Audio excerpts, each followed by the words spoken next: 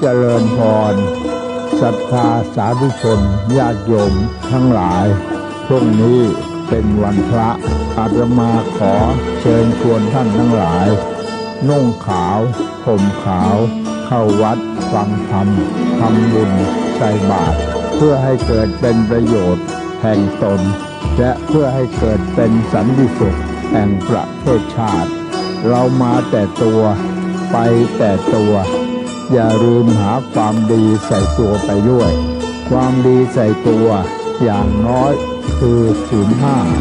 ตั้งใจรักษาให้มั่นสักข้อใดข้อหนึ่งก็ยังดีกว่าไม่มีเสียเลยขอให้ทุกท่านจงได้รับสิ่งที่พึงปรารถนามีอายุยืนมีทรัพย์สมบัติมากมีปัญญาเฉียบแหลมทุกประการเถิด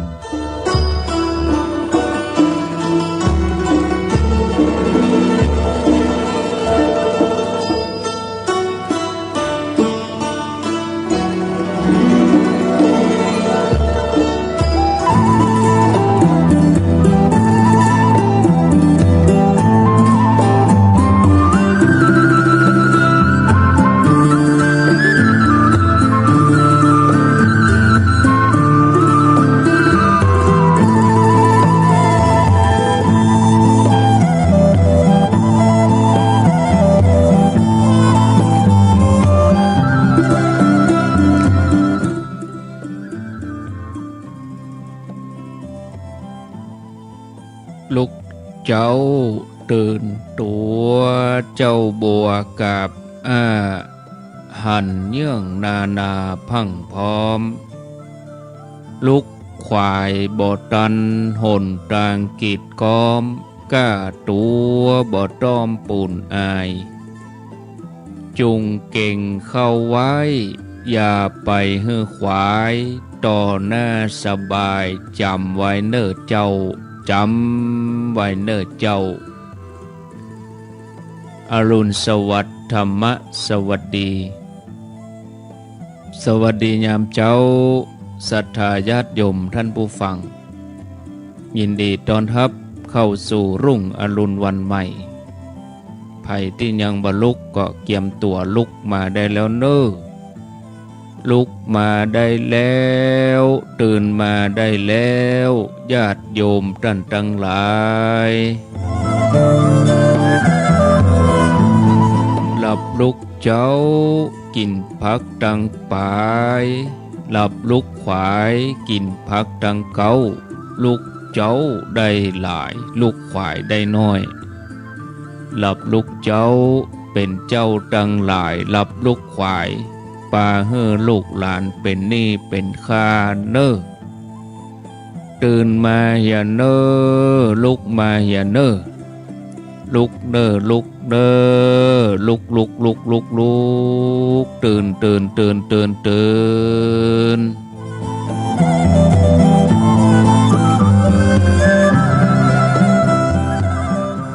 นได้แล้วลุกได้แล้วญาติโยมท่านทั้งหลายลุกเจ้าได้หลายลุกขวายได้น้อยหลับลุกเจ้า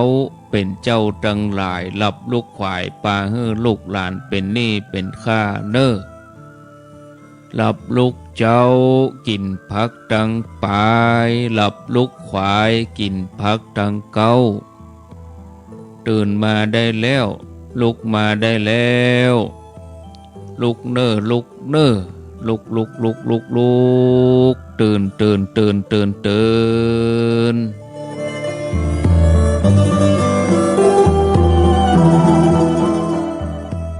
อรุณสวัสดิ์ธรรมะสวัสดีสวัสดียามเจ้าญาติโยมท่านผู้ฟังทั้งหลายยินดีต้อนรับทุกท่านเข้าสู่รุ่งอรุณวันใหม่ประกันเจ้านี้เป็นเจ้าของวันจันทร์ที่20เดือนกันยายนพุทธศักราช2564วันนี้เป็นวันเดือน12เหนือขึ้น14ค่ เดือน12เหนือขึ้น14ค่ำพร่ำว่าเป็นวันโกนเป็นวันดาเป็นวันห่อวันดาวันพวกนี้เป็นวันพระวันศีลเป็นวันเดือน12เพ็งตามจารีตหิตหอยล้านนาเฮาก็จะทำบุญอุทิศทานหาญาติพี่น้องที่ล่วงลับไปได้อุทิศบุญกุศลให้กับท่านทั้งหลายเหล่านั้นบางท่านก็ทานตั้งเมื่อศีลแล้วบางท่านก็ทานตั้งเมื่อวันเสาร์วันอาทิตย์บางท่านก็ไปร่วมกันตั้งใจจะทานวันนี้ก็ขออนุโมทนาบุญได้ทำบุญทานขันเข้าบางท่านก็รับทานธรรมเหมือนอย่างที่ได้จัดกันไปเมื่อตะวาตะวานี่ก็มีกิจกรรมที่ม่อนพระศรีสองเมืองเริ่มตั้งแต่วันที่18มะแรงมีการถ่ายทอดเสียงออกทางสถานีวิทยุในเครือข่ายสถานีวิทยุคลื่นสีขาวบอกว่าจะเป็นตังเวียงป่าเป้าบอกว่าจะเป็นตังเมืองเชียงใหม่เมืองฝางลำปางแป่น่านพะเยาญาติโยมเพิ่นก็มาร่วมกันบางท่านก็อนุโมทนาอยู่ที่บ้านได้ทำบุญออนไลน์ฝากคนนั้นคนนี้มาก็เป็นที่น่าอนุโมทนาบางท่านบ่ได้ไปก็ติดตามรับฟังอยู่ที่บ้านอนุโมทนาบุญด้วยกันตั้งแต่วันที่18เมื่อแรงอาตมาภาพก็ได้ไปจำวัดไปพักอยู่ที่ม่อนพระศรีสองเมืองอยู่1 คืนตกเมื่อแรงมาครูบาอาจารย์เพิ่นก็ไปสมทบไปจัดเตรียมสถานที่เพื่อความเป็นระเบียบเรียบร้อยเมื่อสถานที่เรียบร้อยแล้วก็โต๊กมาค่ำมาแรง6 โมงก็ทำวัด1 ทุ่มไปละอ่อนลูกหลานเยาวชนโรงเรียนป่าสักตำบลป่างิ้วนำโดยท่านพระครูปริยัติรัตนโชติได้นำเยาวชนมาสาธยายมนต์สวดธรรมจักรกับปวัตนสูตรก็อนุโมทนากับผู้ปกครองที่อนุญาตให้ละอ่อนเยาวชนได้มาสวดมนต์พ่อแม่ก็คงจะฟังอยู่ที่บ้านปุ่นตยญาติโยมที่ฟังอยู่ทางบ้านก็ได้สวดตยละอ่อนได้สวดจบแล้วก็กลับบ้านถึงเวลา2 ทุ่มไปอาตมาภาพกับครูบาอาจารย์ก็มานั่งสนทนาเล่าความหลังครั้งเมื่อเปิ้นเริ่มสร้างม่อนพระศรีสองเมืองได้เนี่ยได้ทำกันจะได้สนทนาธรรมกันทกปัญหาก็ยังบอกครอบคลุมดีแต่เตื้อเพราะว่าครูบาอาจารย์บ่ได้มาครบบางทีถ้ามาครบนี่ก็หลากหลายมุมมองตนนั้นอาจจะลืมกึดไปอาจจะเติมตรงนั้นเติมตรงนี้เอาไว้เตือนหน้าเนาะศรัทธาญาติโยมเพราะว่างานนี้ก็ติดขัดหลายอย่างครูบาอาจารย์เพิ่นก็มีภาระธุระเหน็ดเหนื่อยกันพอสมควรแต่ก็มาเป็นหยังญาติโยมทั้งหลายเพราะว่ากิจกรรมนี้ก็ทำกันโดยความตั้งใจ ทำแล้วก็แล้วใจสบายใจนะครูบาอาจารย์เพิ่นก็มาร่วมกันจนจบเมื่อคืนวันที่18ญาติโยมที่ฟังวิทยุก็คงจะได้ยินเรียบร้อยแล้วก็มาเจ้าวันที่19ก็เข้ารายการปกติตี 3ท่านชัยวัฒน์เข้ารายการตี 4เปลี่ยนท่านสมชาติท่านมหาสมชาติเปิ้นก็อุตส่าห์มานอนครูบาอาจารย์ก็ทำร้ายตนที่ได้มานอนบางตนก็บ่ได้นอนบางตนก็ได้นอนบางตนก็มาสมทบเพราะว่าภารกิจเปิ้นก็มีนะท่านผู้ฟังญาติโยมท่านทั้งหลายเมื่อเจ้ามาขวายมาครูบาอาจารย์ก็นั่งอู้กันจัดรายการถึงเวลาฉันภัตตาหารเรียบร้อยก็ญาติโยมก็เริ่มทยอยมาละเมื่ออยู่เจ้านี่ก็เหมือนบ่มีไผ ขวายมาน้อย8 โมง 9 โมงโยมเปิ้นก็ทยอยมาโอ้ติวสั่งกันขึ้นมาเป็นบรุ่นประจุนพอแล้วมีความสุขใจป้องก็เตรียมภัตตาหารเพลป้องก็เตรียมลงทานโอ้คนกันขึ้นมาติ้วกันขึ้นมานอกจากจะสละเวลาแล้วก็สละปัจจัยหอมทานแถมบอกว่าจะหอมทานเรื่องการสร้างศาลาพระศรีสองเมืองหอมปูนหินดินทรายหอมทำปูจาผ้าบางสกุลโอ้ทำกันสปะหลายอันหลายอย่างโอ้ศรัทธาญาติโยมร่วมกันอนุโมทนาบุญเสร็จเรียบร้อยแล้วครูบาอาจารย์ก็มาเทศน์ธรรมสลับสับเปลี่ยนกันญาติโยมก็ได้เกณฑ์ญาติโยมเขาก็ได้ฮับปอนครูบาอาจารย์ก็เมตตาสลับสับเปลี่ยนกันมาช่วงมาไงนี่บุคลากรนี่จะน้อยศรัทธาเขานักพระเนนมีน้อยก็เทศน์ธรรมก็ต้องรอกันจากคณะนี้แห่งคณะนี้ก็เป็นมาได้กระจุกกันคือกระจายบางท่านทยอยทำไปแล้วก็เรียบร้อยอนุโมทนาทยอยปิกไปค้นบัดหลายทยอยกันทำบุญแบบทยอยง่ายดีโจนฮอดถึงเวลาเพลครูบาอาจารย์ส่วนหนึ่งก็มาร่วมฉันภัตตาหารเพลด้วยหลายท่านก็เตรียมภัตตาหารเพลมาเลี้ยงแล้วอกแล้วใจได้ฉลองศรัทธาได้บุญกันทั่วหน้าก่อนจะฉันภัตตาหารเพลก็มีการฟังธรรมเปตพีญาติโยมก็ได้ร่วมบุญกันเต็มที่ได้อาบน้ำฟังธรรมได้ร่วมบุญได้ฟังธรรมแล้วอกแล้วใจเสร็จเรียบร้อยฉันเพลช่วงบ่ายก็มีการได้ประกอบพิธีเว้นระยะอยู่ประมาณ 2-3 ชั่วโมง2 โมงครึ่งก็เริ่มพิธีพระสงฆ์เจริญพุทธมนต์ญาติโยมก็ช่วงแรกนั้นก็ชุดแรกก็มีการเทปูนที่เสาฐานรากที่เขาจะได้สร้างพระเจดีย์สีสองเมืองได้วางฐานรากติวปูนคนคุเอาปูนเข้าเทเรียบร้อยก็กลับบ้านอันนี้ชุดแรกชุดที่สองก็3 โมงครึ่งอันนั้นก็เริ่มแถมกรรมก็มีการได้น้อมทำบุญอุทิศถวายพระเดชพระคุณพระเทพวิสุทธิคุณอดีตเจ้าคณะอำเภอดอยสะเก็ดอดีตเจ้าคณะจังหวัดเชียงใหม่แล้วก็พระเดชพระคุณพระสุนทรปริยัติวิกรมอดีตเจ้าคณะอำเภอเวียงป่าเป้าอดีตเจ้าวาดวัดป่างิ้วได้ตอดผ้าไตรบังสกุลโดยท่านนายอำเภอเวียงป่าเป้าหลังจากนั้นก็มีการสวดมาติกาได้ทำบุญอุทิศให้กับพระเดชพระคุณทั้งสองเรียบร้อยแล้วก็ได้ร่วมการเจริญจิตอธิษฐานขอบุญสมปานที่ได้เนี่ยได้สร้างเป็นพระวะปัจจัยถ้าว่าทราบถึงญาณวิถีของพระเดชพระคุณทั้งสองก็คงจะมีความชื่นอกชื่นใจอันดีที่ได้หันคณะสงฆ์พระสงฆ์สามเณรได้หันกำนันผู้ใหญ่บ้าน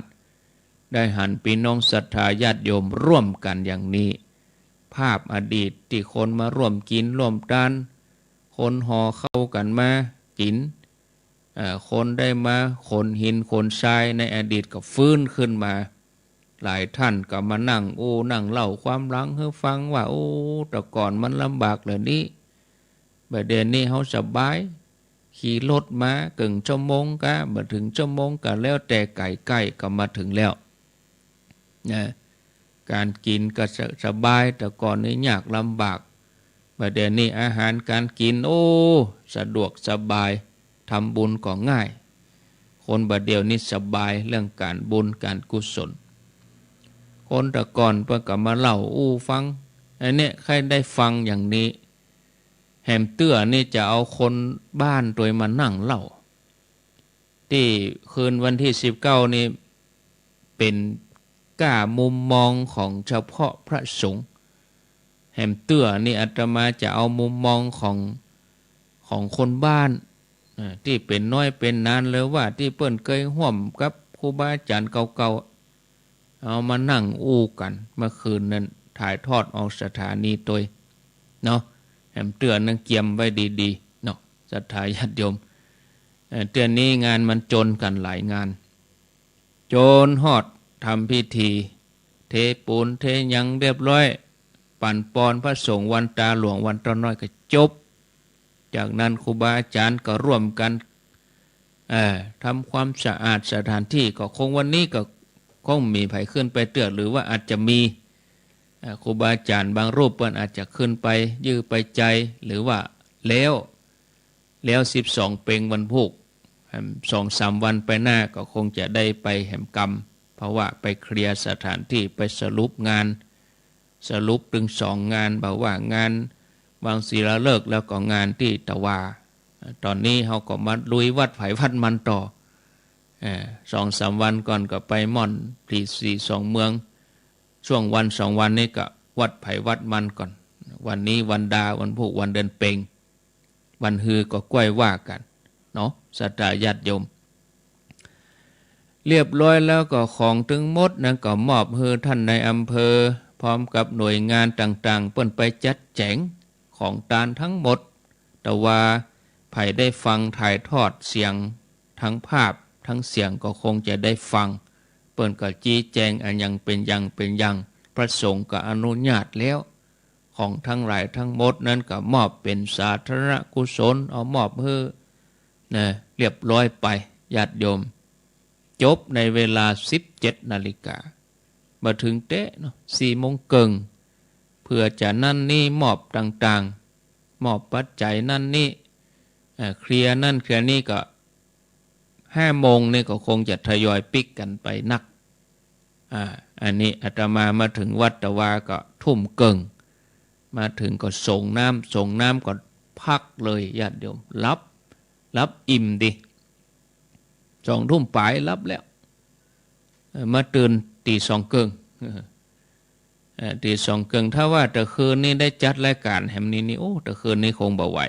หน้าบุญจกท่านพระครูทั้ง2เปิ้นก็มาประคับประคองส่วนท่านอาจารย์วรรณชัยเปิ้นก็ไปตวยตะวาแต่ว่าเมื่อแรงแต่คืนนี้ตะวาเมื่อคืนนี้เปิ้นบ่ได้จัดรายการเพราะว่าจะดึกล้ำอินดูท่านก็มีท่านพระครูสถิตสารคุณกับท่านพระครูกัลยาณประโมทเปิ้นมาจัดรายการแต่คืนนี้ญาติโยมก็คงจะได้ฟังจบไปแล้วก็ปิกมาถึงวัดเรียบร้อยก็ราบรื่นไปด้วยดีบ่ติดขัดอุปสรรคอันใดท่านผู้ฟังญาติโยมท่านสาธุชนท่านหลายมันก็ธรรมดาอุปสรรคปัญหาเล็กๆน้อยๆมันก็มีพ้องแต่ก็แก้ไขไปได้โดยดีนะท่านผู้ฟังญาติโยมอย่างบางสิ่งบางอย่างก็ติดขัดอยู่บางอย่างก็แก้ไขไปได้อยู่บางอย่างแก้ไขตัดหั่นบ่ได้ก็ต้องรอเวลาแก้ไขวันอื่นบางอย่างก็แก้ไขที่หั่นได้เลยก็แก้ไขที่หั่นได้ไปเลยบางอย่างก็อาศัยเวลาน้อยศรัทธาญาติโยมท่านสาธุชนเนอะก็มีข้อคิดมีธรรมะให้กับศรัทธาญาติโยมว่าวันนี้เขาจะกวาดใบไม้ให้สะอาดเท่าใดวันพรุ่งนี้ใบไม้ก็ยังร่วงโรนเหมือนเดิมเปรียบเหมือนปัญหาในชีวิตที่มีมาให้เราแก้ไขตลอดทุกวันฉะนั้นบ่ต้องกังวลเกินไปก้อยๆทำไปวันต่อวันได้แค่ไหนเอาแต่นั้นนะได้แค่ไหนเอาแค่นั้นกวาดที่ใจจบที่ใจจบที่เราเบาที่สุดไปจบกับคนอื่นไปจบกับคนอื่นนี่มันเป็นทุกข์จบที่เฮาจ้างเตอะจ้างมันเตอะแล้วมันเตอะมันเป็นอย่างจ้างมันจบข่าวเองนะมันก็แล้วฮะนะแต่ถ้าว่ามันบัดยอมลงอย่างอี้นี่ตุกนะไอ้ตุกตัวเองน่ะก็ตุกงานเปิ้นบ่แล้วล่ะแล้วมาไปกำกึดเปิ้นบ่ปิกกันตรงสองคนตรงเปิ้นบ่แยกย้ายกันไปเปิ้นบ่แล้วล่ะเปิ้นบ่ลืมละวางไว้ตรงนั้นวางไว้ตรงนั้นจบลงที่นั้นศรัทธาญาติโยมมันสบายใจดีเนี่ยก็ต่อวันมีปัญหาอย่างกึดวันต่อวัน สิ่งสำคัญที่สุดก็คือได้หันญาติโยมเขาทั้งหลายเนาะม่วนอกม่วนใจได้หันความสมานสามัคคีเป็นน้ำหนึ่งใจเดียวกันครูบาอาจารย์พระสงฆ์องค์สังฆเจ้าแล้วก็ศรัทธาญาติโยมท่านสาธุชนเนาะ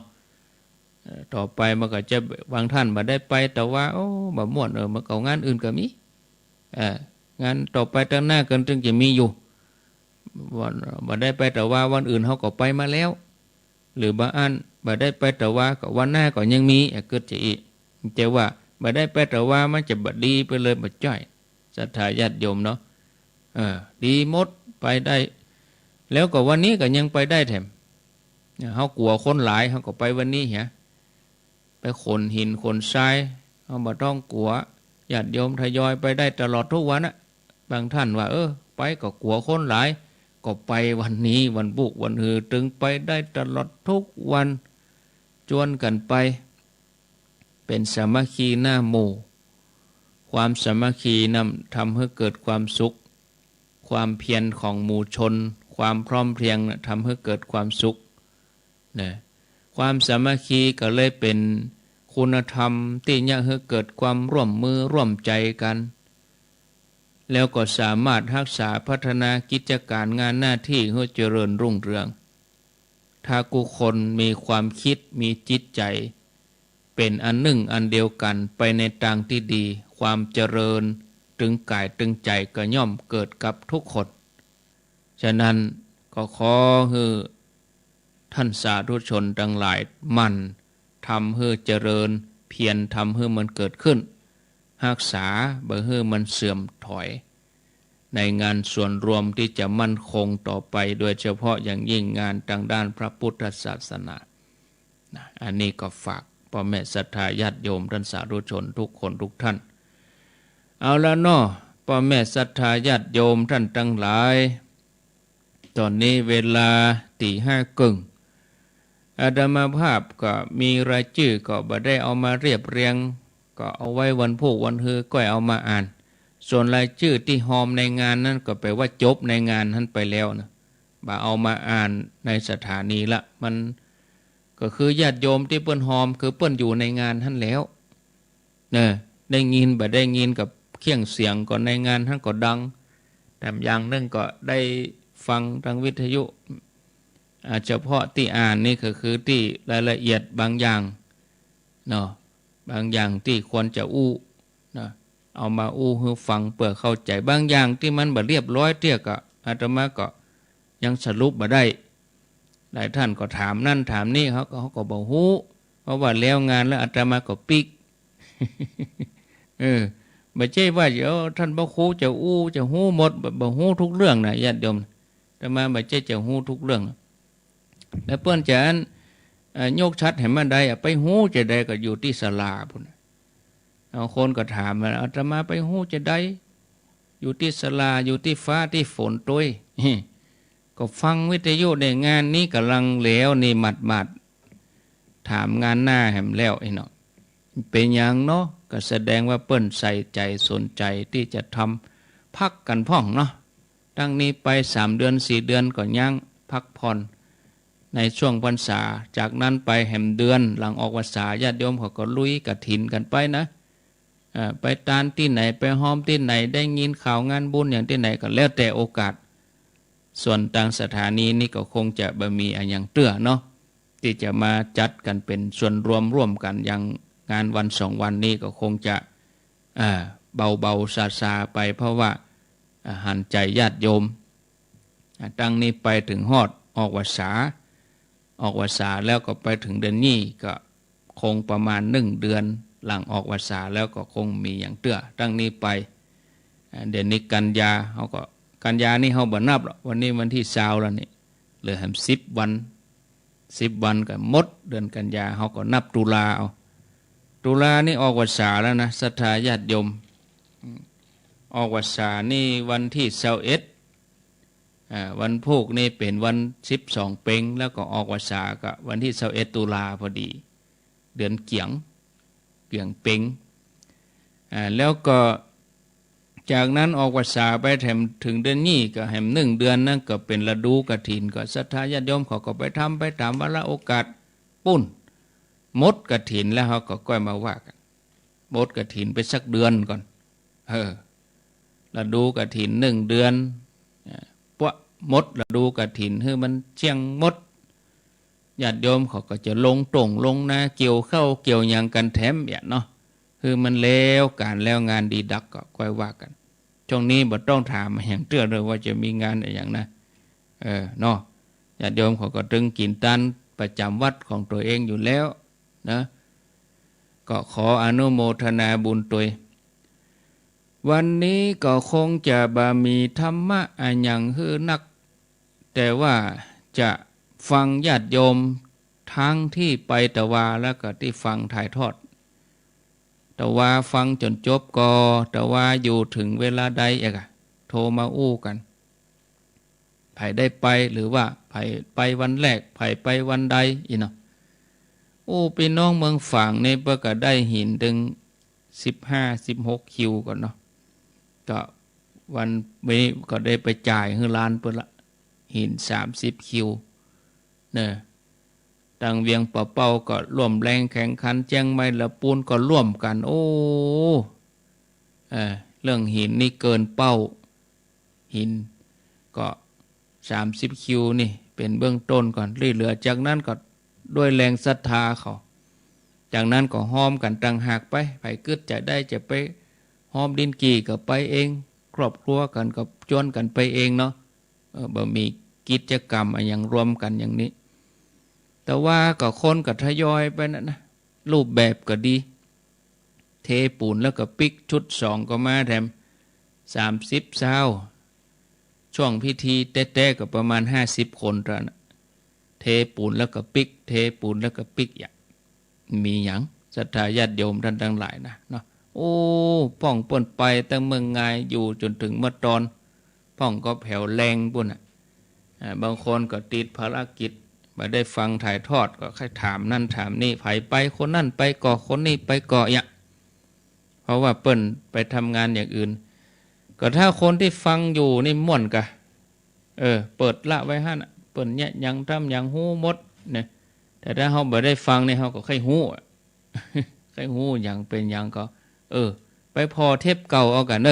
ไปฟังเทปเก่าเอาค่อยฟังเปิ้นเตดทำจะได้คนอยู่อย่างใดเปิ้นต้านอย่างใดก็เทปเก่าก็จึงมี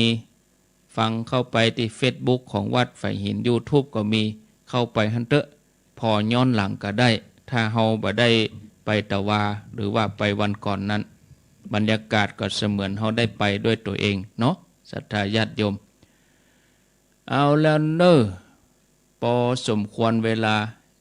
5:37 นาทีต่อไปนี้ไผจะอู้จาสนทนาก็ขอเจริญพรช่วงนี้อาตมาภาพสรุปไปแล้วช่วงแรกสรุปกิจกรรมไปโดยภาพรวมส่วนรายละเอียดที่ปลีกย่อยกว่านั้นก็ยังบ่เรียบร้อยดีเต้อเนาะเรียบร้อยดีก็จะได้มาบอกให้ฟัง0998366322เอาไผจะโทรมาอู้จาสนทนาฟังอยู่กะแต่ว่าฟังอยู่ก็ว่าอันไปร่วมงานแต่ว่านี่เจริญพรจากที่ไหนกับป้าปูที่ไปทาบูเนี่ยเนาะแม่บัวเขียวอยากจะทาบูมั้งกาใจเย็นบ่ได้สะดวกก็ห้อมไว้หั่นถ้ามีโอกาสก็ก้อยมาเจ้าสาธุเจริญพรเจริญพรติดแล้วจ้าเอาใครมาโอ้แม่วิอินเสียได้ใครไปไหว้ไปจากไปกูมีเพื่อนไปตรงนี้เนาะโอกาสหน้าแม่ก็อยู่ที่บ้านฟังจะฟังที่ไหนกับว่าเมียท่านมาครู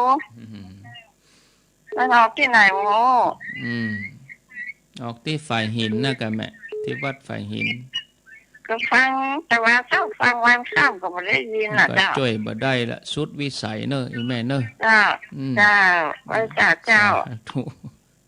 อาตมาเนี่ยใหญ่อะก็สุดวิสัยอาตมาเนี่ยอาตมาโอ้โหใหญ่ๆเจริญปน เจ้าแม่จันพ่อคนวงดอดที่โฮม พงดอน ก็จะหาสวนศาสตร์แล้วเน้อหนึ่งบ่ไปนอนไปชม ไปเป็นยังโอกาสหน้าก็ยังมี เจ้า ก็ฟังอยู่ก็ฟังเปิ้นถ่ายทอดอยู่ เจ้าฟังถ่ายทอดเจ้าตัวที่ชื่อที่โตทุกคนล่ะ ทีละอนุโมทนาอยู่วังเหนือก็บางทีมันก็เป็นเหตุสุดวิสัย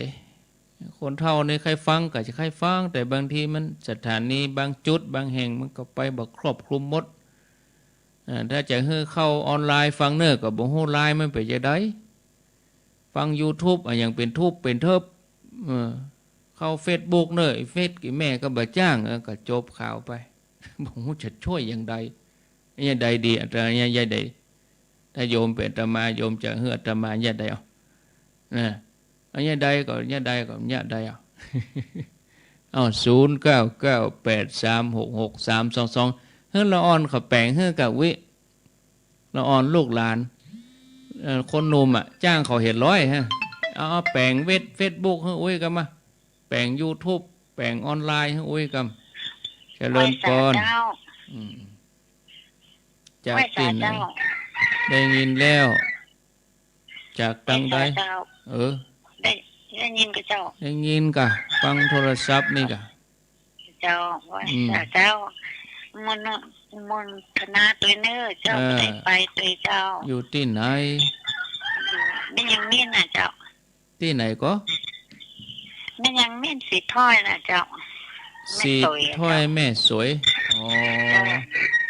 แต่ว่าก็มีมุทนาตุยนะเจ้าที่ตะวันดีแล้วไปได้ไปตุยเพิ่นเจ้า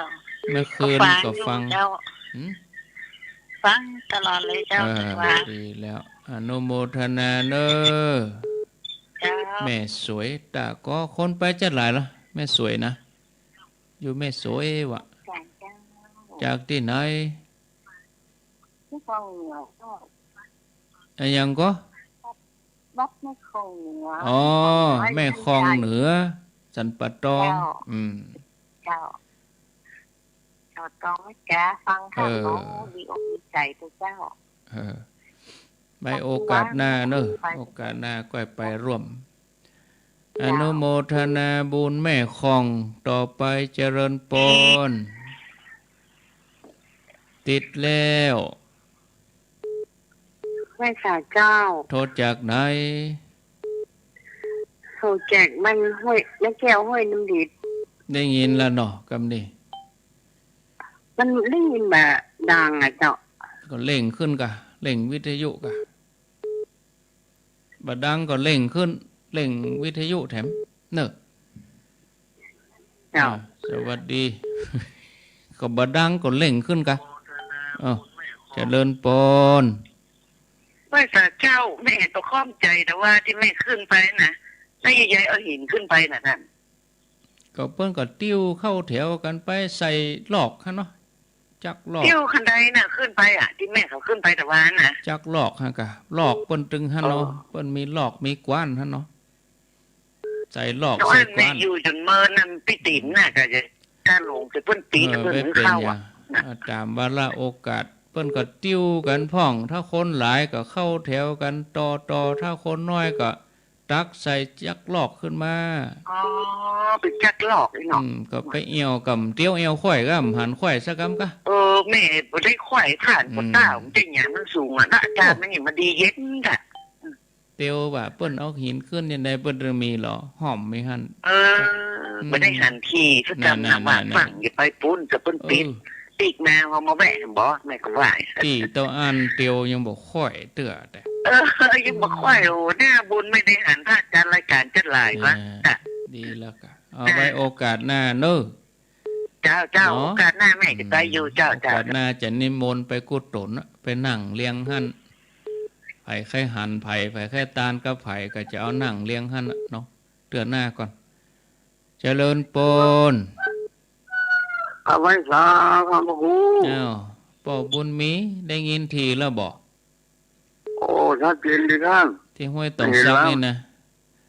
ครับ 98ห้วยสงซักอ่ะ เสียงมันเบาก่อเสียงเบาไปก่อ เบาๆแล้วลังรีบ ปกติน่ะเนาะ ครับปก ได้ ติ ยินแล้วก็ช่วยกันแปลงเนอะ ครับ ตอนมันดักนี่เดือดกันนะ ตอนวิทยุดังนี่ไม่ใช่ไปดักนะ ไปสร้างไปหอมครับ สร้างสถานีเนี่ยกะ อันสร้างโดยนักแก้วฮะครับเป็นอย่างอะ ทำไมไม่เข้าใจเรา ช่วยกัน อันที่บ่ได้ยินนี่ปดโทรศัพท์หูปฮ้อนได้ยินนี่ดักเซฟก็เด้ก็จะปิดตลอดการเลยถ้าบ่ช่วยกันแท้เจริญพร นมัสการค่ะท่านพระครู น้องหานสั จาก น น้ ท น้ รา อย ย พัฒนาหนองหานสันทรายค่ะฟังชัด เมื่อวาน ดี ได้ดู YouTube อัน ได้ดู วัดขายเย็นได้ดูตลอดจ้ะตั้งแต่ อ๋อ ตี 3ยัน4:30 โอ้ ได้ดูตลอดได้เห็นพิธีได้โมทนาบุญด้วยค่ะ เครื่องเปิ้น ครั้ง กับ หน้า ระบบดี ไป เอ้าโยม ค่ะ ว่าอย่างได้ว่าได้ก็ ครั้งหน้าจะไปอยู่ ครั้งนี้ยังไม่ได้ไปค่ะ โอกาสหน้าเนอะ ค่ะ มีแหมหลายเตื้อ ท่าน อยู่ ก็คือดูแลสุขภาพตัวเองด้วยนะคะ อนุ รู้ โม สึก ท ว่า นา เหนื่อยกันทุกองค์ หน่วยกายมันพักได้เหนื่อยกายมันพักได้ นอนตื่นเดียวก็สดชื่นแล้ว ค่ะ สา ดูแลสุขภาพด้วยนะคะท่านพระค ข รู อบคุณ แต่ว่ากำลังใจนี่คือจากคนฟังจากศรัทธาญาติโยมเขานี่กะญาติโยมเขาคือความร่วมมือคือกำลังใจกันมันก็ฮึดขึ้นมาอย่างสถานีเนี่ย 98.75 ห้วยตองซักเนี่ยถ้าฟังฟังอย่างใดดักแซบมันก็แผ่วไปก็แตบแซบก็ได้ก็ดักปิ้งแต่ที่อื่นนี่บ่ห่วงอ่ะที่อื่นเพิ่นดูแลกันดีเนาะเจริญปน จะไม่สาแต่อาจารย์เจ้าไม่ได้ไปได้เปิ้นเด้อสาธุนโมนาเด้อ มันเป็นหยังโอกาสหน้าก็ เจ้า มี แม่ไปมาอากาศหน้าก่อนเนาะ ถึง แม่ มี ฝากผู้ซ้ำคือมา40,000ไปแล้วเนาะเจ้าทำบุญร่วมเห็นเนี่ยกะสบายใจแล้วได้ทำบุญแล้วก็ดีแล้วเจ้า โมทนา เจ้าไหว้สา สาธุ0998366322ก็งานอื่นก็มี งานหน้าก็ยังมีบ่เป็นยังบ่ใช่ว่าบ่ได้ไปงานนี้แล้วก็บ่หันกันแล้วจะไปตำหนิกันนี่บ่มีเนอะอาตมาก็บ่ใช่จะไปหยังกับญาติโยมเขานะคือแล้วแต่เปิ้นคือถึงบอกว่ายังท่านจะไปที่ไหนญาติโยมเขาจะร่วมจังไดกันแล้วแต่อิสระ แล้วแต่ว่าใครจะจัดบริหารจัดการเวลาตัวเองได้นั่นก็ขึ้นอยู่กับความสะดวกของญาติโยมบ่ได้กองหาไผคนนั้นมาก็มากับบ่ได้หยังคือสบายไผมากับไปกับเปิ้นติดธุระของเปิ้นเนี่ย พระอาจารย์เจ้า จากดังได้ น้อยหนองขาวเจ้า ได้ยินแล้วบ่ เจ้าได้ยินแล้วฟังแล้วบนสถานีก็จะ มันรู้เครื่องทรงมันรู้ รู้ โอ้ยังนี้ชัดเจนเหมือนเดิมนะเจ้า เปิงมันชัดกะ ฟังสักค เปิงมันชัด50,000 ปลาย50,000 ปลายเจ้าเข้านี่ก็บ่ค่อยสบายบ่ได้ปล่อยดังนั้นกับปุ่น เดี๋ยวนี้มันเบากว่าแม่เสียงเบาไปก็ว่าเหมือนเก่าถ้าเบาก็อย่าให้ช่างคนมาปรับเหมือนเดิมเนาะ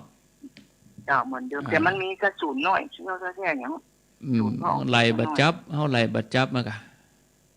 จ้า สาธุเพิ่นบ่ได้ยินความเคลื่อนไหวอีกหมู่จอมตองหมู่ป่าสางเวียงหนองรองบ้านห้องหมู่นี้ดักแซบก่อนงานมันจะมาลุก่อนงานให้2 อาทิตย์กันน่ะปะดักแซบในติด2 วันนี้ได้ฟังกันแล้วก็ได้ฟังเปิ้นถ่ายทอดแล้วก็18 19น่ะเนาะที่ห้วยตองซักเนี่ยเครื่องทรงมันลุเนอะ ลงแล้วมันดีละแปลงแล้วแต่บัดแล้วด้วยนะ0998366322ก็เดียวก็ได้ร่วมด้วยช่วยกันอยู่ปดออกวาสาแล้วบุญเนาะก็ว่ากันแถมกรรมสำหรับการที่จะมาบำรุงดูแลที่ 98.75 นะบัดได้เงินญาติโยมเขาก็เดือดร้อนฮ้อนหาเดี๋ยวนี้เปิ้นใครฟังว่าเสียงดีก็ญาติโยมที่ฟังก็บ่โทรบอกเหียอาตมาก็บ่ฮู้จะเอาข้อมูลไปบอกให้ช่างเทคนิคจะได้เจริญปนไฟสาเจ้าได้ยินแล้วปิดนี่แม่บัวจันอยู่บนหลวงระบนเอาคอไปได้ยินชัดเจนดีเจ้าแม่ฟังคือ103.25ของขึ้นเป็นดินทินละนาเจ้า103.50ดีเจ้าแดนดินนี่103.50นะเจ้าแม่ลีวิทยุเหรอกะเวลาจะโทรนะปิดวิทยุมันศูนย์อันน่ะไม่ฟังถึงว่าฟังถึงไม่สวนไม่ซื้อนี่ไม่ฟังมาตลอดเจ้าเวลาโทรแม่ต้องปิดวิทยุนะเจ้าเข้าใจเนาะเจ้านั่นไฟสาเจ้าก็ยังอดอยู่นะนะก็ม่วนไปอย่างเหรอ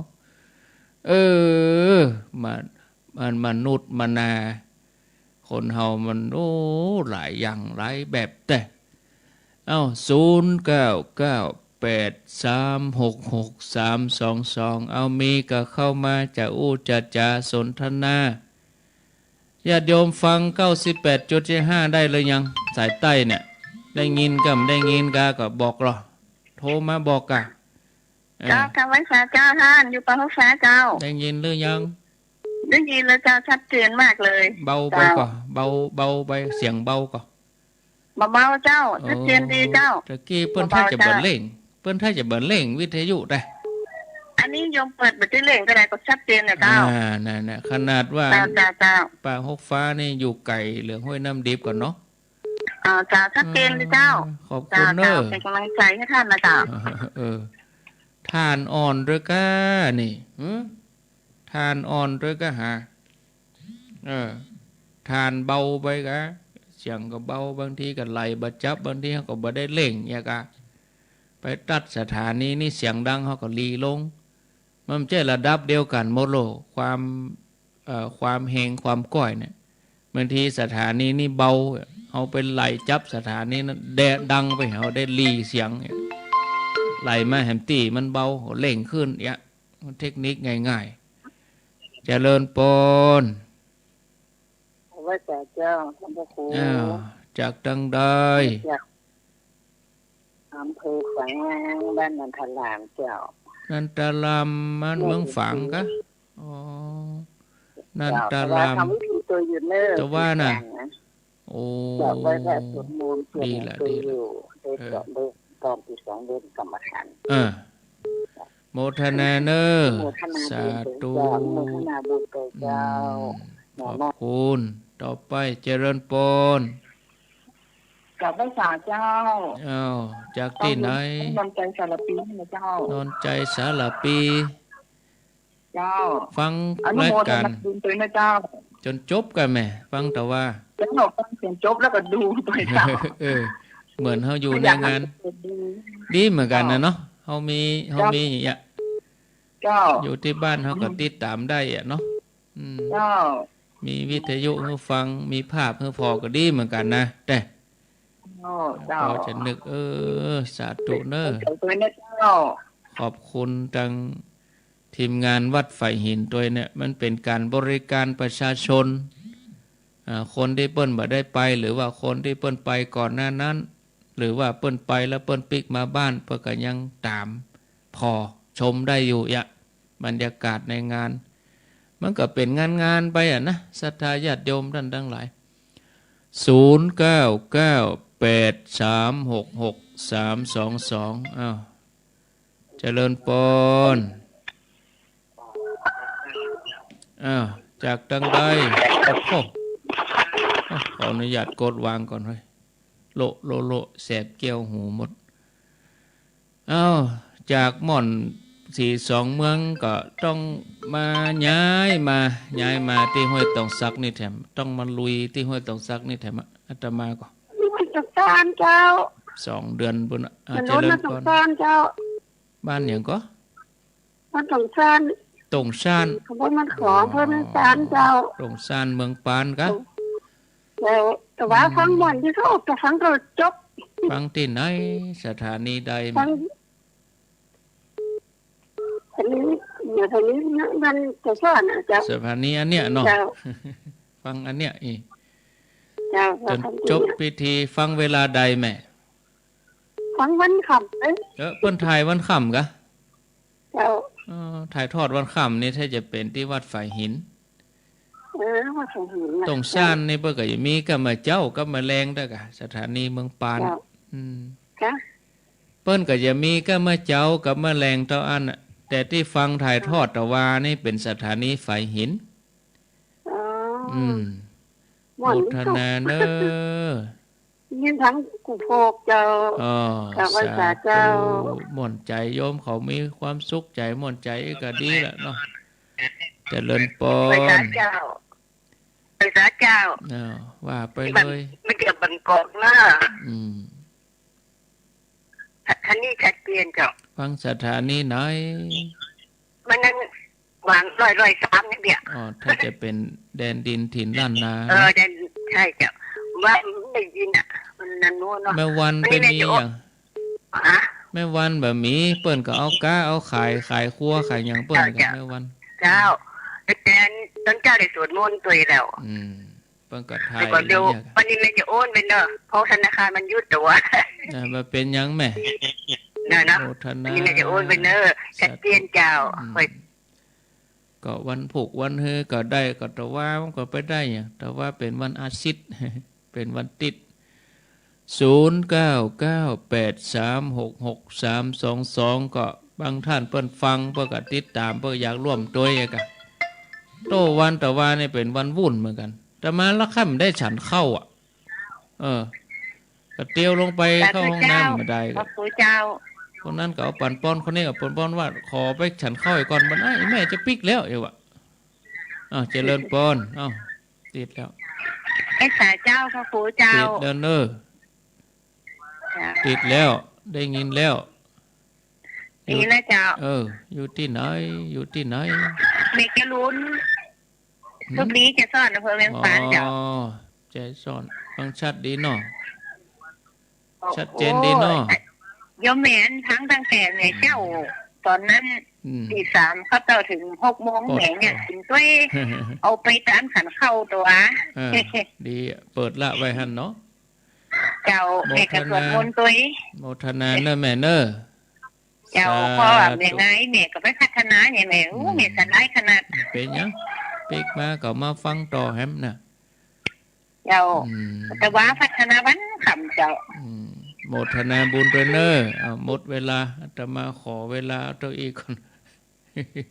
นั้นหมดเวลาเห็นล่ะจะไปว่าจะมารวบรัดนะเพราะว่ามันหมดเวลาแต่ก็เดี๋ยวจะล้ำเวลาเปิ้นไปก็แต่ว่านี่นั่งตั้ง7 โมงถึงเวลาฟังธรรมแล้ว11 โมงเนาะว่าก็เดี๋ยวช่วงที่เปิ้นจัดเพลจะลงไปเข้าห้องน้ำสกรรมนี่นะลงไปตีนขั้นใดท่านนิมนต์อีแม่จะปิกแล้วจะตานเนี่ยก็เลยนั่งปั่นปอนเพื่อเปิ้นเนี่ยถ้าแบบปั่นปอนเพื่อกับแปลงหน้าน้อยไว้นี่อินดูหะมะปั่นปอนกำลังจะถึงห้องน้ำท่านนี่ครับนั่งปั่นปอนนั่นแถมกำลังจะเข้าห้องน้ำเขานั้นกวกไว้จูงแขนไปทั้งพุ่นก็อินดูบนเนาะจำเป็นได้สงเคราะห์บางคนก็ตะมือเลยแต่มาก็ตะมือได้ขอกินข้าวกันหน่อยบางคนก็บ่ใครพอใจเหมือนกันคนอื่นยังปั่นแต่กี้ยังหันปั่นป้อนคนนั้นอยู่ถ้าเฮายังบ่ปั่นแล้วใครบ่ได้ฉันเข้าตะวันนี้บางทีญาติโยมต้องเข้าใจเนาะถึงเวลาเพลต้องให้เปิ้นไปเพลก่อนบอกว่ากล้าอาตมานะบ่ใช่กล้าอาตมานะคือทุกตนนะ ญาติโยมจะเอาบะเดียวเนี่ยมันไปได้จะได้ไปจะไปตัวใจหมดกุคนเนาะเอาต่างคนต่างเอาทั้งพระไปฉันก่อนโยมก็กินข้าวให้ก่อนกินข้าวกันอย่างแล้วดีแล้วก็ดีดักแล้วก็ก้อยมาตานอีกอันนี้มันบางทีเขาก็จะไปตัวใจทุกคนก็ลำบากใจได้ยากเหมือนกันบางทีก็ก้มหน้าก้มตาเตี้ยวไปห้องน้ำมุ่งตรงห้องน้ำไปเลยก็มี เอาลาไปก่อนโชคดีมีใจอายุวันโนสุขังพลัง